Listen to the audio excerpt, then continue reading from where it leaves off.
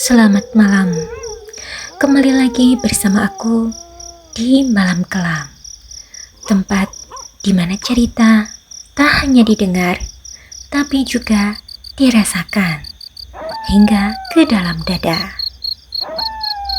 Malam ini aku ingin membawakan sebuah kisah nyata, kisah yang terjadi di sebuah sekolah menengah pertama jauh di tahun 1997, saat sekolah itu baru saja dibuka untuk pertama kalinya.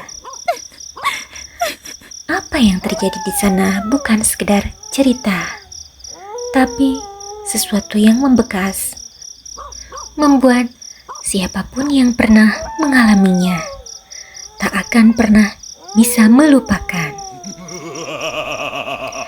Sekolah ini dibangun di atas tanah yang dulunya merupakan sebuah perkebunan tua. Posisinya menyerupai bukit yang berundak, banyak pohon-pohon besar yang rimbun. Dan menurut cerita, tak jarang terlihat ular-ular besar hitam yang melintas. Bukan hanya satu atau dua kali, tapi sering. Tapi bukan hanya ular yang muncul di sana. Tahun 1997, tahun pertama kali sekolah itu berdiri, kelas-kelas yang masih belum sempurna, sebagian dindingnya bahkan hanya berupa papan triplek. Tapi di balik segala kekurangan itu, ada sesuatu yang jauh lebih mengerikan. Kesurupan sangat sering terjadi, terutama saat proses belajar mengajar sedang berlangsung. Korban paling sering murid perempuan. Ada yang menjerit, menangis, tertawa keras, bahkan ada yang mendadak merayu teman laki-lakinya. "Mani aku dong, Bang." Ya, bukan rayuan biasa, tapi rayuan dengan suara dan ekspresi yang bukan lagi milik seorang gadis remaja. "Aku suka kamu," begitu katanya sambil tersenyum aneh dengan mata kosong dan tubuh yang gemetar. Teman-teman waktu itu yang menjadi angkatan pertama sekolah itu mengaku sering melihat kejadian-kejadian seperti itu. Bahkan ada yang bilang makhluk yang merasuki para murid perempuan itu adalah penunggu bukit. Sosok-sosok halus yang merasa terusik karena tanah yang selama ini mereka tempati kini dijadikan tempat manusia menimba ilmu. Tahun-tahun pun berlalu, tapi kejadian kesurupan masih saja berulang. Sampai aku sendiri yang masuk ke sekolah itu di tahun 2003 dan lulus tahun 2006.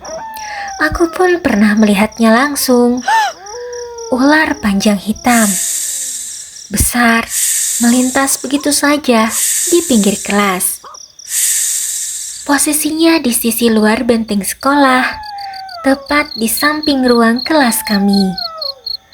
Padahal di sana masih banyak sekali pohon, tanahnya juga masih menanjak dan sunyi.